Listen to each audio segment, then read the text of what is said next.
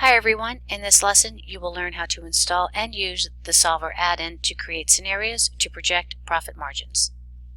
We are currently on Chapter 8, Part B, and Part B focuses on using the Solver. So in this video I will walk you through step by step of the Excel 8F Seafood Chowder Grater project. So let's get started. I've already downloaded the files needed. I printed out the instruction file and I have it next to me. And you can see here that we have our file that we need to complete the activity. The first step is to open the workbook, and we've done that already, so we can now move on to step number 2. So step number 2, we need to ensure that the Solver is installed. And I know that I have it installed because when I'm on the Data tab, in my Analyze group I can see the Solver. However, if you need to install this, simply go to the File tab, all the way down to the bottom to select Options. From the Excel options, select the Excel add-ins on the left-hand side menu. At the bottom of the Excel options, go to the Manage area all the way at the bottom. Make sure it says Excel add-ins and then select Go. And then if you don't have a check mark in that box right there, go ahead and put a little check mark in there and say Go. Or OK rather.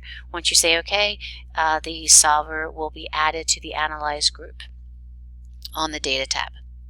Alright, so the Solver is installed, and we want to make sure that we have the Seafood Chowder Cost worksheet as our active worksheet. Notice that we do have 3 worksheets here. We're going to be working with each of those. First, we will be working with the Seafood Chowder Cost worksheet, and they want to call attention to the name box up in the top left-hand corner below the ribbon and to the left of the formula bar. That's our name box. And if you notice, there are several pieces of our worksheets that have named ranges.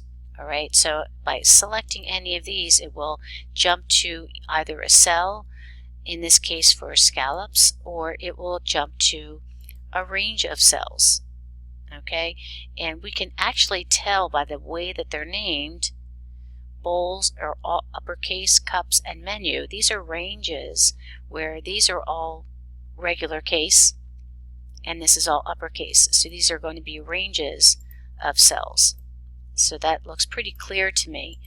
All right. Also notice that it will jump around to wherever that cell is located. So the Seafood Chowder Cost, we are currently in cell C7, which is the seafood in pounds. That is what that particular cell name is. But they want us to go to percent profit. So I'm going to go ahead and select %_profit, and my active cell now is the named cell percent profit, but is the location on my worksheet is cell J5. Now with our percent profit set at in this particular location, we're going to go ahead and open up the Solver. So our current profit is at 30%. So we're going to go ahead and use the Solver here. And we want to set the objective to, it should be set to cell, the objective cell should be cell J5. So I inadvertently selected, I'm going to go ahead and close. Make sure this is my active cell and open up the Solver, because my set objective cell should be my percent profit. For some reason this keeps, I'm just simply going to click in this cell. Alright, see right behind me, I just clicked in. I selected cell J5, and that is going to be our objective cell. Right, so we want to set this to our objective to not a max or a min, but it's telling us that we want this to be a value of 35%. It's currently at 30%, right? So we want to set this to be 35%. So we'll type in 35 and use that percent symbol. And the variable cells that we want to change are going to be how much seafood we purchase, which happens to be in cells C4, 5, and 6. So we're going to select that range. You need to pop on back to my solver disappeared because I was drawing that information in there. So we want cells C4 through C6. This is what's going to change so we can get an objective of 35%. Next thing I would like to do is say solve. All right, and it solves, if I look behind here, it changed my percent to 35%, and it changed the quantities of how much fish that I was purchasing. All right, so we see that it gave us a result. Now we want to save this scenario, so we're going to go ahead and say save scenario, and we're going to give this scenario a name. I have now moved on to step number 3. Step number 3 asks us to save the scenario and then restore our original values. So I've opened up and chose the save scenario option, and now I'm going to give it the name, no minimum weight. I'm going to say OK. And then I want to restore my original values. If I choose OK, it's going to keep those values that I solved for, and I don't want to do that. I want to look at my scenarios. So I'm going to say restore the original values, and then OK, and it returns my quantities of my seafood back to their original weight, and it returned my percent profit back to its original at 30%. Next, we're going to move on to number 4. We're going to add a constraint, so we need to open up the solver again. Now we're going to add a constraint, and we add a constraint in the constraint area. There's a button off to the right that says add, and that's going to open up a box that we can fill in the blanks to determine what constraints that we would like to apply to our scenario. So the first constraint is that we would like cell C7, which is the total weight of our fish. All right, we would like that to be no more than or equal to 7.5 pounds. All right, so that's what we're currently working at. So we want we want that to be to see what our options are. All right, once I've chosen that, we are now going to say OK, and we see now that our constraint is now added into our solve parameters dialog box, and now we're going to choose solve. So we're going to look at the scenario. We've created a scenario that is going to change the quantities of our fish in pounds, but we're not going to exceed 7.5 pounds. And we're still keeping in this scenario at 35%. All right, again, we're going to save this scenario. I've now moved on to step number 5. We're going to save the scenario. We're going to call this minimum 7.5 pounds.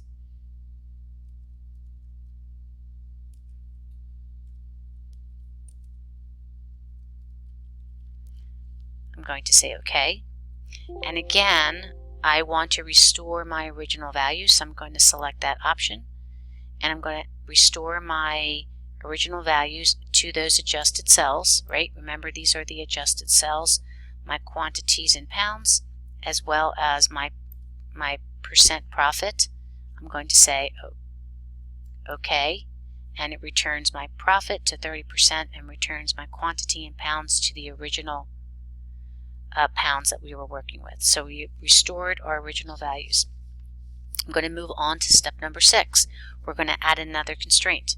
So again, I'm going to go up to the solver. I'm going to choose add, and this time we want cell C6, which is our whitefish. All right, we would like this to be equal to C5 times 2. All right, so we're creating a scenario for where our whitefish is going to be twice as much as our shrimp. All right, that's what we're doing here. So I'm going to go ahead and say OK. Again, see it, there's our whitefish, and our whitefish is going to be equal to C5, which is our shrimp, multiplied by 2. All right, and I'm going to go ahead and say solve. All right, again, look behind me. I can see that my quantities have changed. I am currently at that percent profit of 35%. This is all behind me. We're saving this scenario. So again, let's do a save scenario. And we're going to call this, I'm now on step number 7, we're going to call this scenario twice as much fish as shrimp.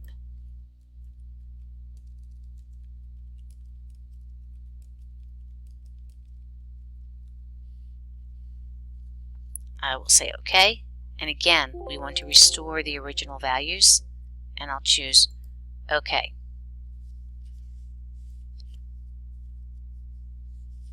Next we're going to, I'm on step number 8. So on step number 8 we're going to create a summary. All right, so I'm going to open up my scenario manager. That's going to be on the data tab in the forecast group under what if analysis. There's an option that says scenario manager. Go ahead and select that. And we can see that we see our different scenarios. There's no minimum weight. We have a minimum of 7.5 pounds, and then we have another one where we're having twice as much fish as shrimp. We are going to create a summary, and as the result cells we're going to type in J5 through C7. All right, we're going to summarize the results from cells J5 and C7. I'm going to choose summary, and these are my result cells, right?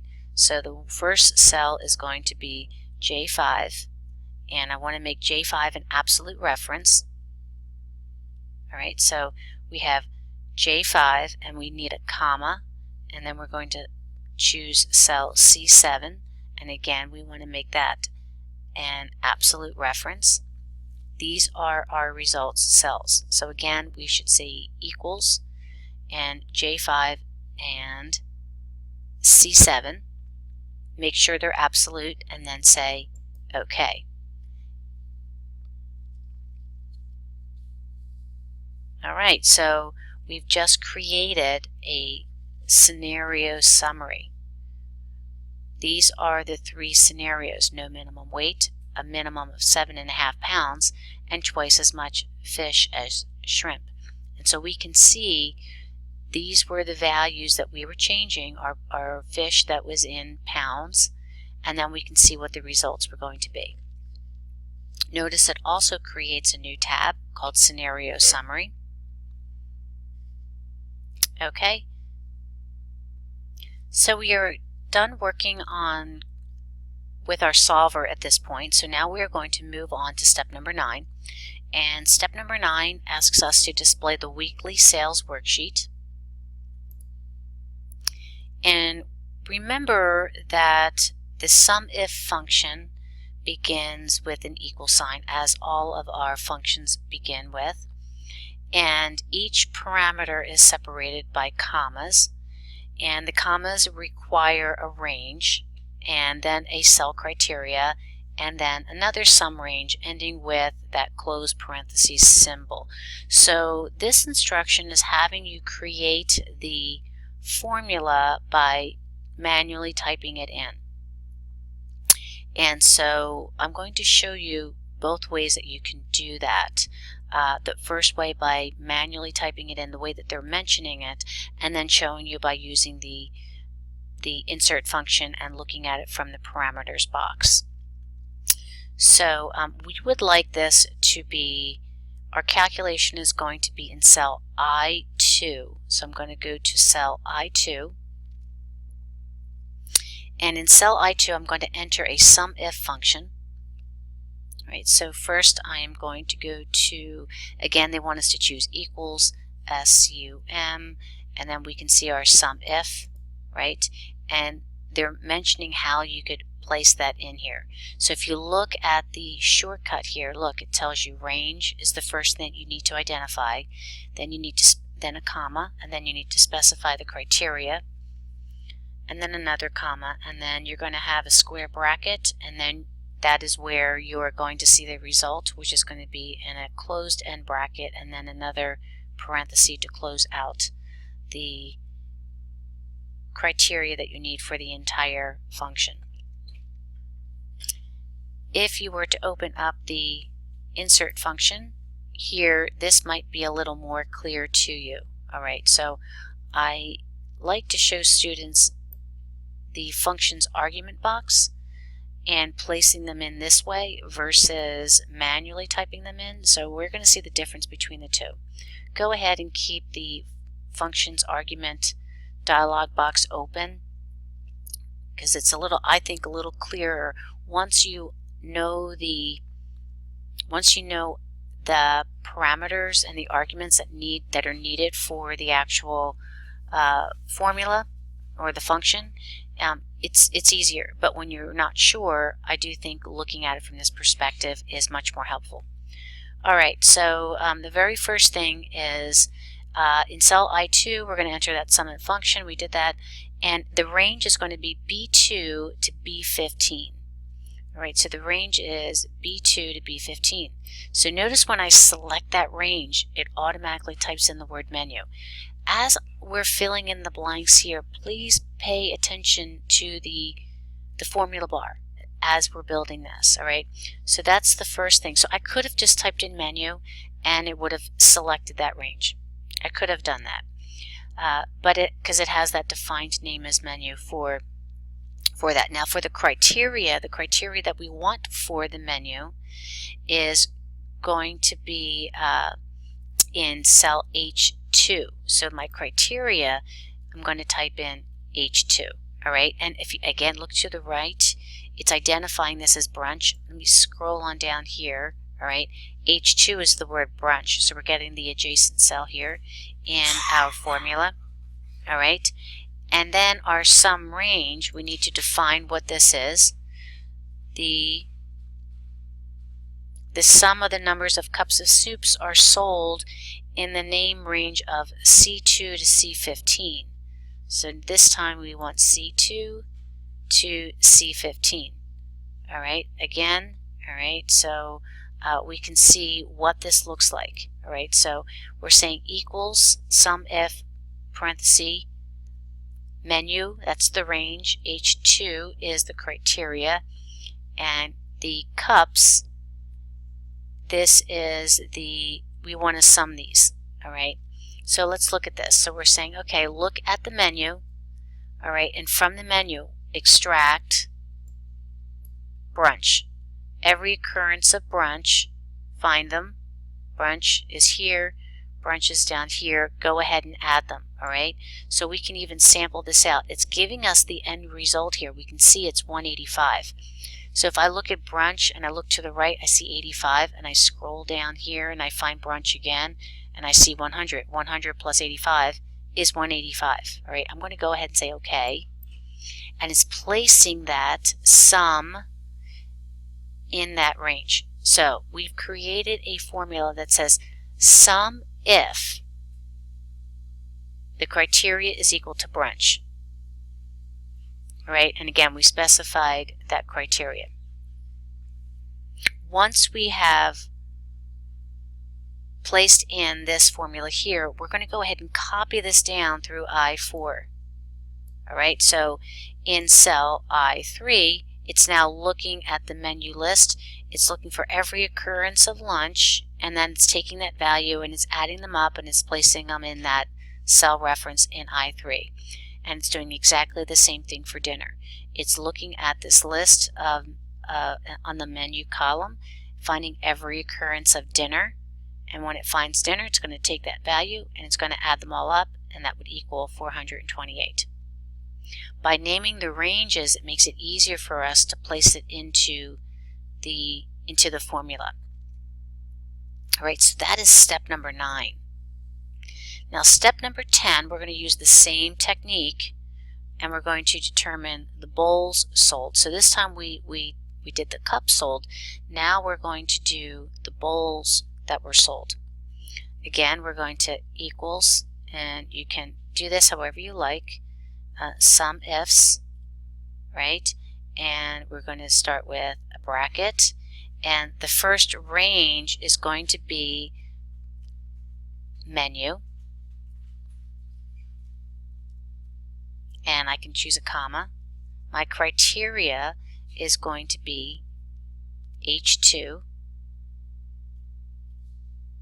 and then another comma, and the sum range that I want is going to be bowls.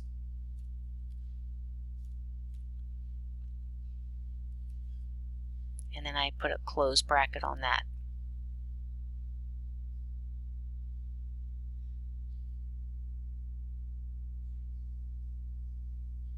Okay, so let's go ahead and I can hit enter on the keyboard, and it's going to give me 155. So again, let's look at this. It's going to find every occurrence of brunch, and it's going to look at the bowls. So we have 68 brunch plus 87, and if I add 87 plus 68, I get 165 or 155. All right. Again, we're going to fill this formula down. All right, so that is step number 10, using the sum if function. Step number 11, we're going to insert an if function, and it's going to have a nested end. So step number 11 is a little bit tricky because we are going to place in a nested function, which means that we have a function within a function. Okay, they give you a head start on how to complete this. They tell you to begin the formula with if equals if bracket and the first parameter. We need to put in the second parameter. All right, so first off, let's go to where we're actually going to place this. So it says begin the formula equals and then complete the formula. All right, this is going to live in cell. We're going to place this in cell F2. All right, so this is where the actual formula is going to be. So I need to click in cell F2, and I'm going to begin with an if. All right, so they say we can equals an IF, and we're going to take their lead. All right, so we're going to take the bracket A and D. All right, and again, once you have this in here, if you feel more comfortable with working with the function's argument, you can go ahead and do that. All right, so if I look at this here, I'm okay, right? So my logical test is, and again, watch it as it builds over here. So the logical test is we're going to do an if, and then an and then I need another open bracket. All right, so I need to open up that bracket. Notice that it automatically draws them in for me up top here. And the next thing we want is cell B2. So we want B2, so our test is this. So we're saying if these two conditions are met, then do this. Because that's what our if does. If it's a true-false statement. So if B2 is equal to lunch, okay, that's our first parameter. All right, now we do need to put double quotes around lunch. All right, so I'm going to come back in here and put in a double quote in front of the L and a double quote after the H, and then I'm going to separate that by a comma. And then the next one is they want us to, let's see, in F2 we're entering an if function with a nested end. We're going to test for lunch profits, all right, which are in cell B2. All right, so we're testing for the lunch profits. And we want to see if they're greater than or equal to 100. All right, so that's in cell E2. So we're looking at our profits. So our next one is going to be cell E2. If E2 is it greater than and equal, or just, let's see, greater than or equal. So I need my greater than or equal to $100. All right, so I'm going to type in 100. I need to put a close bracket on that. Again, check out what we have up top here. If B2 is equal to lunch and E2 is greater than or equal to 100, if that's true, if both of those are true, right, then we're going to say best. And they ask us to be in all uppercase, so I'm going to go ahead and put that, whoops,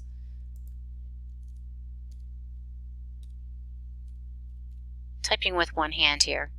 All right, best. And if it's false, all right, we are going to leave it empty. So the way that we keep a cell empty is by putting in 2 double quotes. That will return an empty cell. All right, so again, let's look at our formula here. Notice as I was typing it in, when I typed in best, I'm going to remove that just so you can see. B-E-S-T, and when I hit my tab, see, it automatically places those quotes around. And this is where I mentioned to you, if you're not familiar with the parameters and the syntax of the parameters, you're going to run into problems. And so sometimes opening up the function's argument dialog box when you're building the formulas is helpful, because it will do that for you.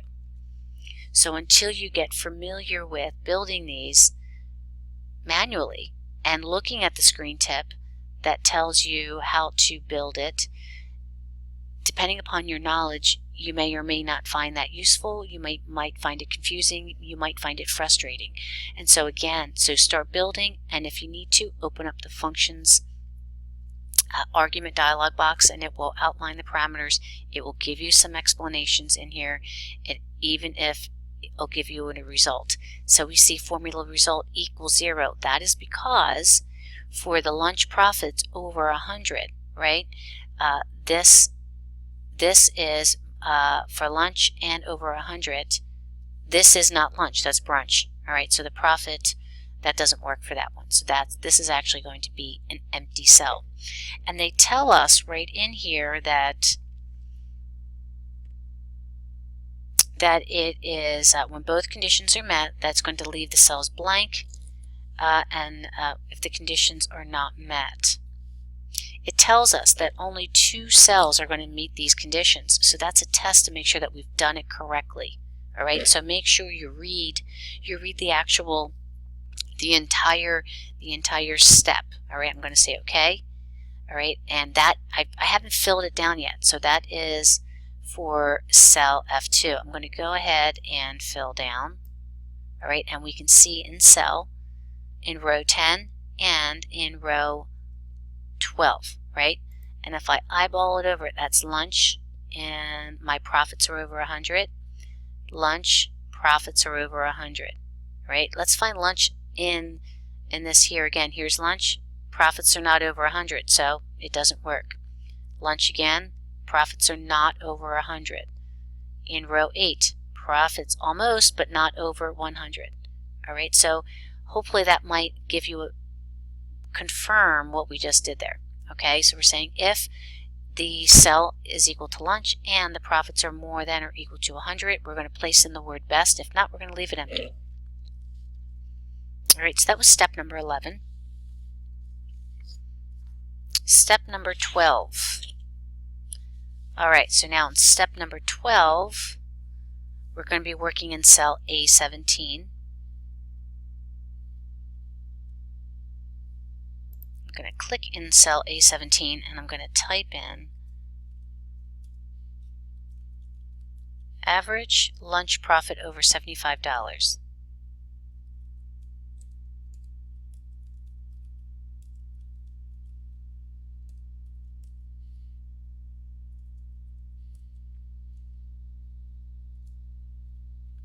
Okay, so I've placed that information in cell A17, and then in cell A18 is where we're going to place our formula. A18 is my active cell. I'm going to go to the Formula tab. I'm going to the Functions library, and I'm going to go to More Functions. I'm going to Statistical, and I'm going to locate Average Ifs.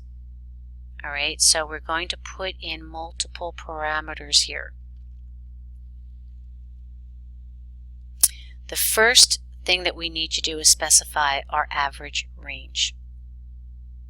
All right, so I want to see my data up top here. So I just scrolled so I could see my worksheet here.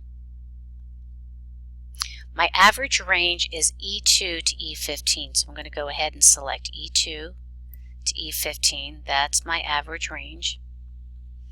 My criteria that I would like for here for my range is going to be menu. So I'm going to type in menu, M-E-N-U. All right. Notice as I put in that criteria range, it's a named range. It's a named range, and it's selecting brunch, dinner, lunch. If I come back over here, it's selecting this range of cells. All right. We're specifying that as menu. I don't need to select that range because it's named already. The criteria that I would like for it to extract from that first criteria is going to be equal to lunch. All right, so that's my first. So it's going to average the numbers here for all the lunches.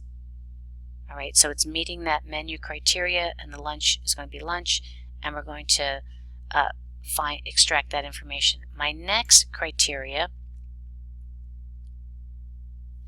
is going to be the range E2 to E15.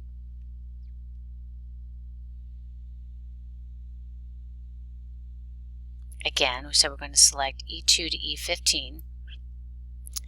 And this time I want it to be where the criteria is greater than 75. So I only want the lunches that are more than 75. Okay, so that's what we're saying. Average it if the lunch profits are more than 75. Otherwise, don't include it in the average. All right, so does that make sense? Hopefully that makes sense. We're saying average the profits for lunch only if the profits exceed $75. So I'm going to say OK, and it's going to place that down in cell A18. And then we're going to take that value here and we're going to only have 2 decimals. All right, so it should be $130.97. All right, so we were just averaging the lunches that made more than $75. All right, so that was step number 12. I'm looking at my my worksheet here, and I forgot when we were working on, we have to place some conditional formatting in here. So I'm going to flip on back to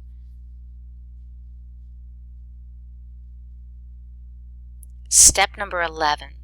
Okay, so let's go back to step number 11, and we need to apply some conditional formatting. After we copy the formula down, we were to apply the conditional formatting that's going to test for looking for some information. So I'm going to click in the cell. Let's go up to Insert on the Insert tab. I'm sorry, on the Home tab. We want to go to Conditional Formatting, and we want to highlight cell rule. All right, and we want the one that is text that contains. And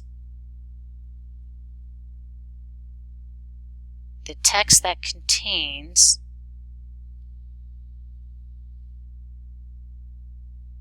just reading what we got here. Copy the formula down. Use conditional formatting rule to text that contains the format the cells with a standard colored red plain for those days where both are met. All right, so we're going to say wherever the text is set to best, right? Whenever it says best, it's the text that it's looking for. Now we are going to need a custom format here. So I'm going to go up to the custom format, and it says here, let's see, cell with a standard color red, all right, with a border. So I need to activate the border. So let's go to border. I want an outline, and it's going to be a standard color, and it's going to be red, right? Not dark red, red, right? Make sure we see that outline, that red outline, all right? And I think that's it. And I'm going to say OK. Pull this up here. I'm going to say OK, and then OK again, and then fill down. And when I fill down, all right, it outlines the options that meet the criteria for the conditional formatting. All right, so I'm glad I noticed that I forgot that piece of step 11. All right, so let's move back. We completed step number 12. Now we're going to move on to step number 13. Now we're going to move on to the Chef Awards worksheet, and we are going to determine who gets a bonus and how much. All right, so this is going to be placed in this formula is going to be placed in cell E3. And we are going to enter an ifs function, an IFS function. So again, I can begin equals IFS. We can locate it, double click on it to locate it. Here they want a logical test and then a value if that is true. Because we're doing an ifs, again, let's open up that functions library and we can fill in our parameters in the functions argument dialog box here. So the first thing that we want to do is say that we want any sales that are over $3,000 are going to get a bonus of $300. Okay, so the test that we're looking at here, this is our sales. All right, so I'm saying, okay, if D3 is greater than $3,000, right? If it's greater than $3,000, if that's true, then they get a bonus of $300. Now, what if D3 is, that's our next level, is going to be greater than 2,000? Then if that's true for that particular chef that's on duty, they will get a bonus of $200. We're not done yet, right? So we now want to look at if the sales are going to be greater than 1,500, they get a bonus of 100.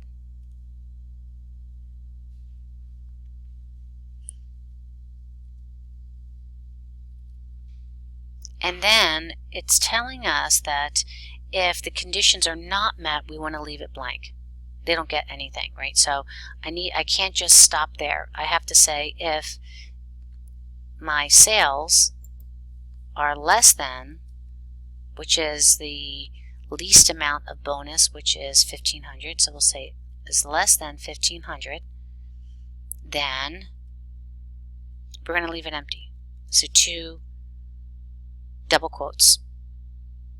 All right, so we're checking now. We're checking we're going to copy this eventually down, but we're looking at the value here in column D for each chef, and we're saying, okay, if the sales were more than 3,000, then they get a $300 bonus. If their sales are more than 2,000, they get a $200 bonus. If their sales were more than 1,500, they get a $100 bonus, and if it's less than 15, they don't get anything. All right, so that is what our argument says when we look at this. So again, this can get a little tricky if you're trying to manually type that in. So that's why I find that, especially for beginning users, to use the functions argument to help you with the building the formulas and working with the functions.